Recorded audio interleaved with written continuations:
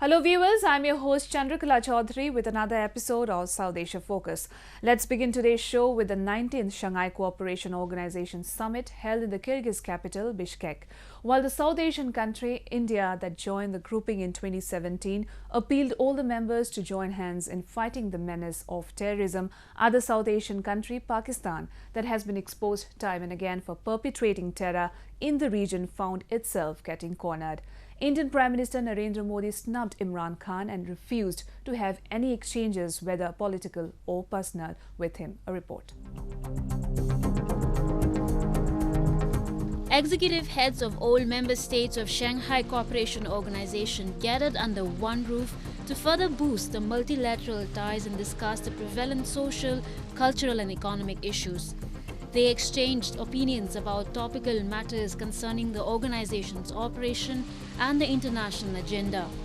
Apart from key issues that were discussed in the summit, the principal focus was leadership of India and Pakistan, which hasn't engaged in months despite being immediate neighbors.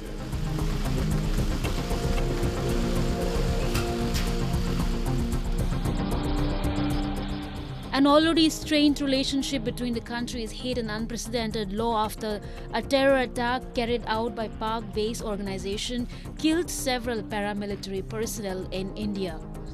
Reiterating his commitment towards tackling the mounting menace of terrorism, Indian Prime Minister Narendra Modi proposed an international summit to deal with the terrorism.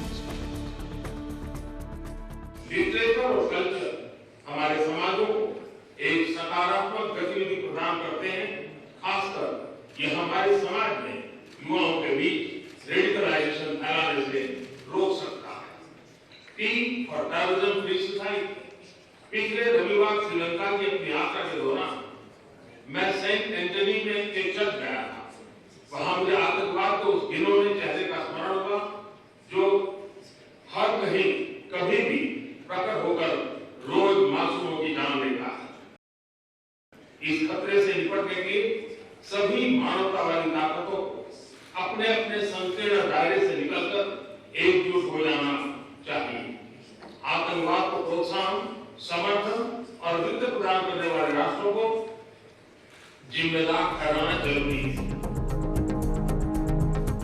All the members countries vowed to fight terrorism. The SCO platform has also been utilized by the member nations to hold bilateral meetings and improve their ties. Modi and Russian President Vladimir Putin met on the sidelines of the event and committed to engage more in future.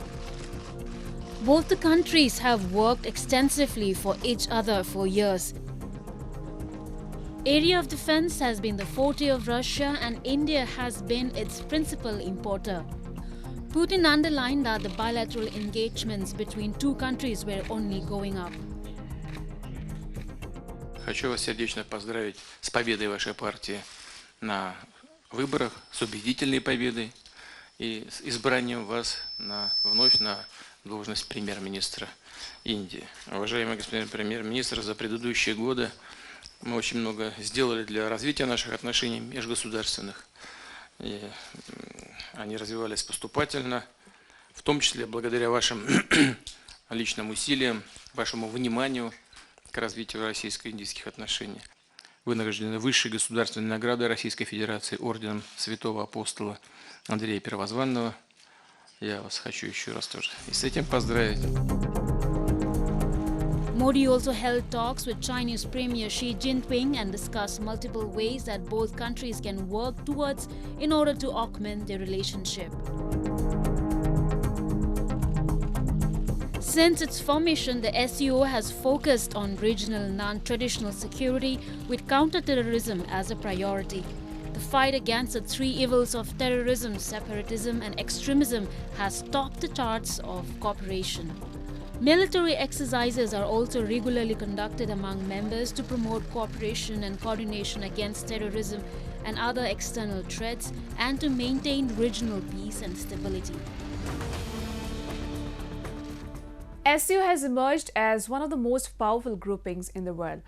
We are now joined by Ranjit Rai, a geopolitical expert on South Asian affairs, who will give us more insights into developments at Bishkek. So, Mr. Ranjit, what according to you are the major takeaways of this year's SCO summit? Today, it has got 20% of the world GDP, it has got 40% of the world's population, and therefore it got a geostrategic act when in 1917, Pakistan and India became members of this. Military exercises were started and a group of cooperation was started. So the giveaway from this is, for the second time, President Putin, Prime Minister Modi and President Xi Jinping are meeting, and they are going to discuss terrorism, they are going to discuss economy, and these will be the takeaways. Well, already Prime Minister Modi has had a meeting with President Xi Jinping and has said, unless Pakistan behaves, we cannot talk to Pakistan unless it stops terrorism. Well, India has rebuffed Pakistan at global platform. Do you see Pakistan increasingly getting isolated in the region?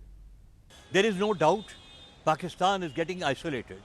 The only good friend left is one financier, Saudi Arabia, religiously. It has got problems with Iran, it has got big problems with India, and Imran Khan, the Prime Minister, has been almost, I wouldn't use the word, but I will have to use it, begging India to talk.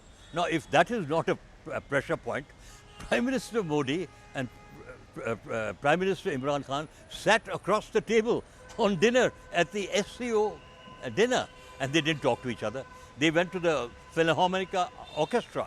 They sat few seats away. They did not. I think evidently the world is looking at this SCO conference because it is not only a peace and security conference, it has got a geostrategic angle of what is the future. And the three friends, President Xi Jinping, Prime Minister Modi and President Putin, are there to talk actual Turkey on terrorism, trade war, economy and the future of Trump putting pressure on the East.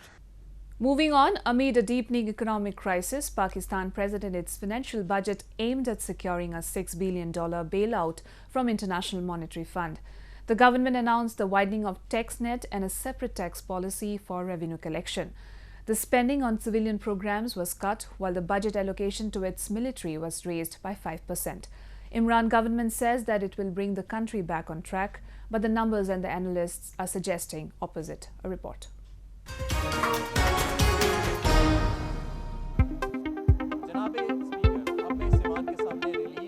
Amid shouts and protests from opponents in parliament, Pakistan's junior minister for revenue, Mohammad Hamas, announced country's yearly budget, which opponents have termed as the IMF budget. Seeking final approval for International Monetary Fund bailout, the government had already prepared the ground for widespread belt tightening. But the goals unveiled by Revenue Minister Hamad Azhar for the fiscal year to June 2020 underline the scale of the economic challenges it faces. He forecast a budget deficit of 7.1% of gross domestic product after the gap in the current year blew out to 7.2%. He also targeted federal tax revenues of $36.80 billion, up 25% and driven by a lower introductory threshold for income tax and a clampdown on tax evasion. बैंकों के मजमूई तौर पर तकरीबन 5 crore account हैं जिनमें से सिर्फ 10% tax अदा करते हैं। SECP में रजिस्टर्ड 1 लाख कंपनियों में से सिर्फ 50% टैक्स देती हैं। बहुत से पैसे वाले लोग टैक्स में हिस्सा नहीं डालते। नए पाकिस्तान में इस सोच को बदलना होगा। जब तक हम अपने टैक्स के निज़ाम को बेहतर नहीं करेंगे, पाकिस्तान तरक्की नहीं कर सकता।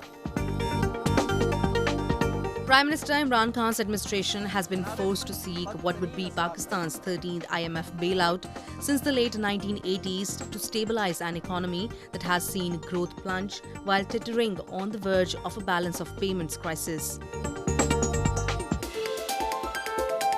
The rupee has lost about a third of its value this year and inflation has jumped above 9%. In April, the government secured a provisional $6 million IMF loan, but it is cognizant on measures being taken to cut a budget gap that the fund forecast at 7% in 2018 and 2019. हमने मुल्क की खातिर मुश्किल राह का इंतखाब किया है। जैसा कि पहले कहा गया कि हमने माली इंतज़ाम के हर शोबे जैसे मैक्रो पॉलिसी रिफॉर्म से लेकर बिजनेस फ्लो तक और कर्ज की वसत मुद्दती पॉलिसी तक हर मामले का एहताता किया है। पहले 1 साल सख्त होगा, मगर फिर पायदार बुनियादों पर हमारी मेहनत का फल इंशाल्लाह मिलना शुरू हो जाएगा, जिसका फ़ायदा सब लोगों को होगा। According to the World Bank report, Pakistan's GDP growth is estimated to decelerate to 3.4% in the fiscal year 2018 to 2019 and is further expected to drop to 2.7% in the next fiscal year. Though there are many reasons why Pakistan has lost out, including political instability, faulty economic policies and widespread corruption, but religious fanaticism is the most significant and major contributor in reducing the economic growth.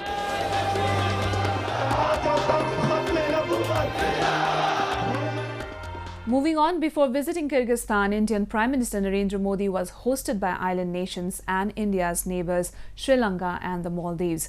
Apart from discussing the entire gamut of bilateral ties separately with both countries, Modi committed to work in the direction of further enhancing the ties. He also used the platform of Maldivian Parliament to appeal the world for joining hands in their fight against the rapidly growing menace of terrorism. A report.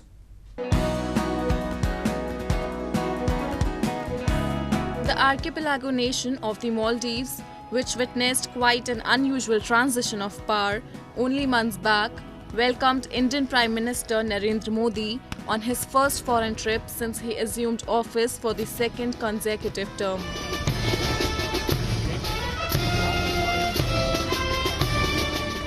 A slew of agreements and MOUs were signed in a bid to further enhance the ties between both countries that was severely damaged during the reign of Abdullah but returned to normal after a truly democratic leader, Ibrahim Mohammad Soleh, returned to power.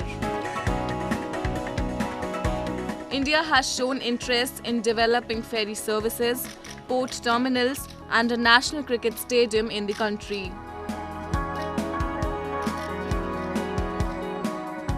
India is pursuing what it calls a neighbourhood-first foreign policy centred on its allies in South Asia, and it has been reaching out all except Pakistan, the country which is responsible for by and large all the terror attacks on Indian soil.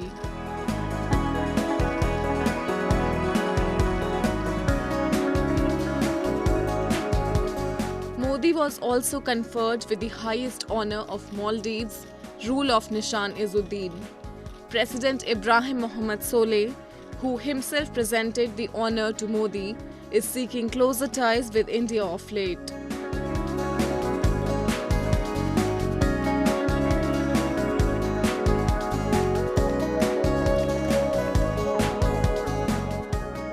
While addressing the lawmakers of the country, Modi urged the world community to come together in fighting what he referred as state-backed terrorism.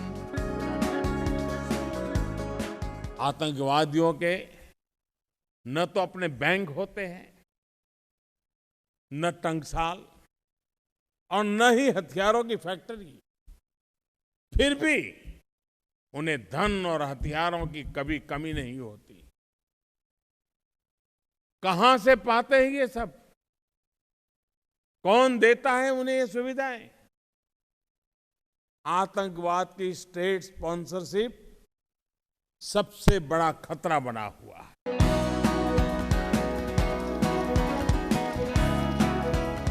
Modi also visited the island nation of Sri Lanka, which is still recuperating from the deadly Easter Sunday bombings, in which more than 250 people had lost their lives.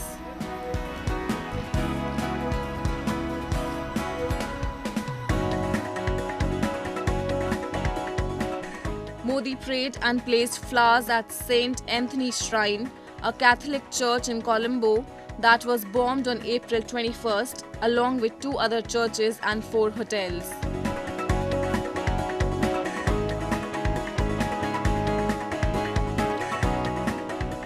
Modi, who is the first foreign leader to visit Sri Lanka since the attacks, reassured its leadership that India was always there for the island nation.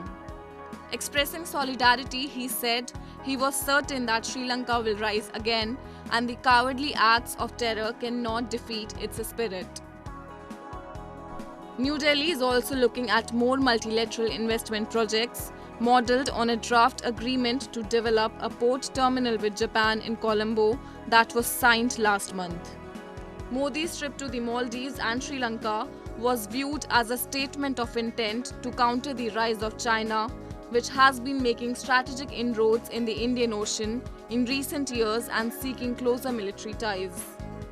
In recent years, Beijing financed different infrastructure in both the countries, especially for its navy.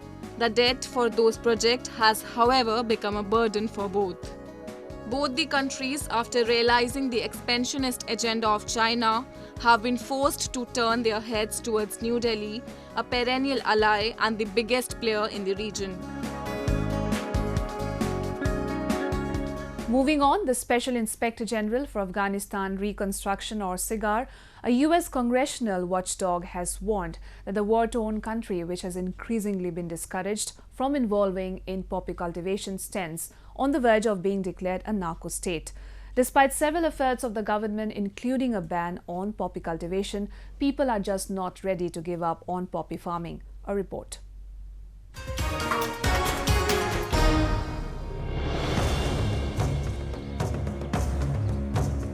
Despite government's sustained efforts to discourage and curb the opium production in the country, Afghanistan continues to lead the global opium production.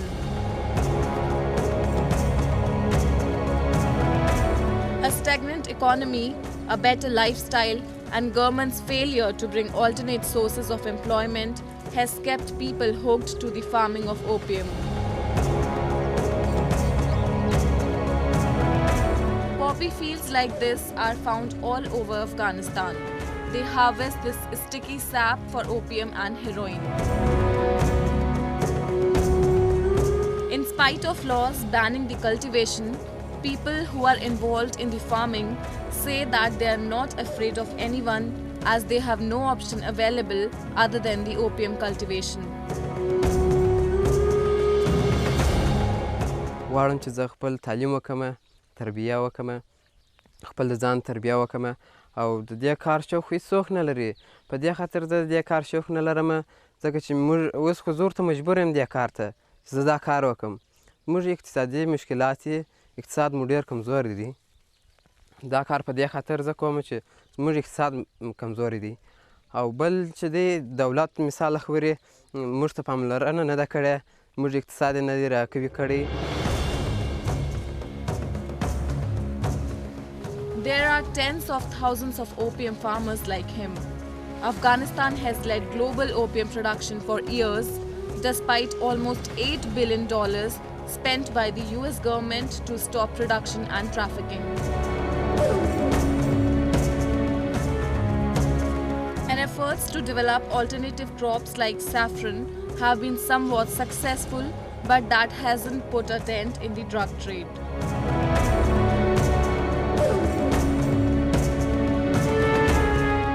پیسې چې لاس ته مې وړلې بیا زه خپل اقتصاد هم په قوي کولی شم او تعلیم هم ښه په وسعت سره کولی شم. نو په دې خاطر زه دا حکومت راته وایي چې دا مه کوئ.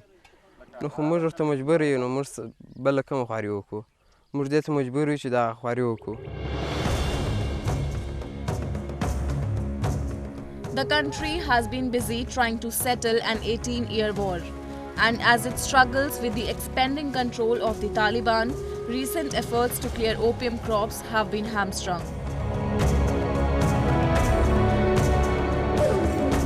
According to a US Congressional watchdog, Afghanistan is at risk of becoming a so-called narco state. The Afghan authorities do not have much at their disposal to help the people involved.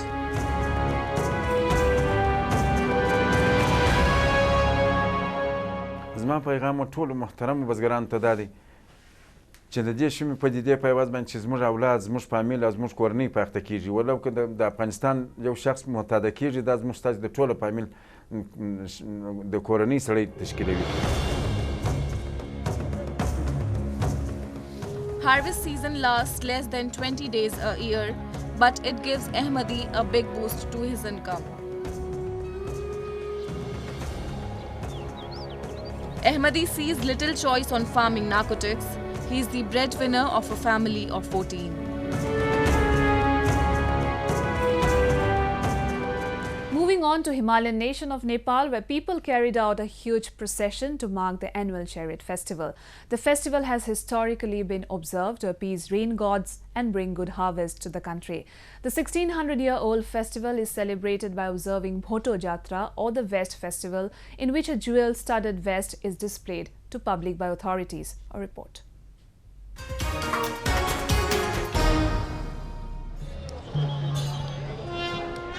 Rato Machindranath festival is celebrated in Nepal every year to ensure good fortunes for people in the mountainous country.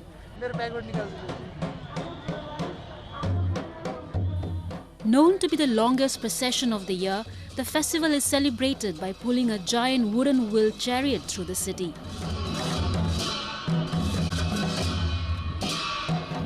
The centuries-old ritual is said to assure rain and a good harvest, as well as guarantee good omens for the country's rulers.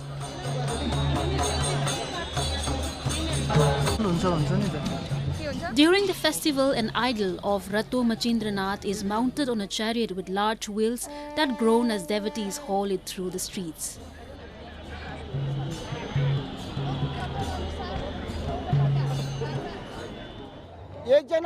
Karkot नागराजाको आँखा दुखेको रहेछ नागराजको स्वास्नीको अनि नागराजको स्वास्नीलाई उहाँले औषधि गर्दा पनि निको नभएपछि एकजना खेतमा काम गर्ने जाफुलाई लिएर गएछ उहाँले अनि उले के गरौँ आफ्नो कोखबाट मैलो निकालेर त्यो आँखामा लगाइदिएछ अनि आँखा निको भयो निको भएपछि उलाई वरदान दिएछ तिमीले के माग्छौ हामी दिन्छौ भनेर. During the concluding ceremony, the bhoto or jewel-studded vest is displayed to the public by the local authorities.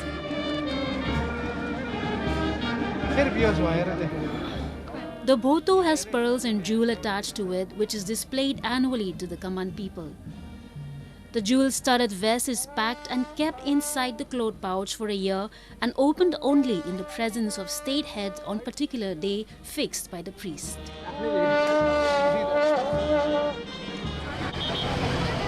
It is believed that the vest was originally presented to a farmer who lost it to a ghost.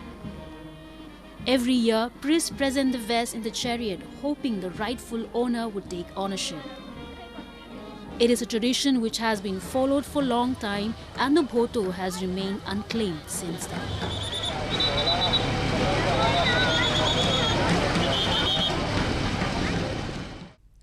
Well, there are several festivals in the country that are based on people's faith and belief. With that, we come to the end of this week's episode. See you next week. Goodbye and take care.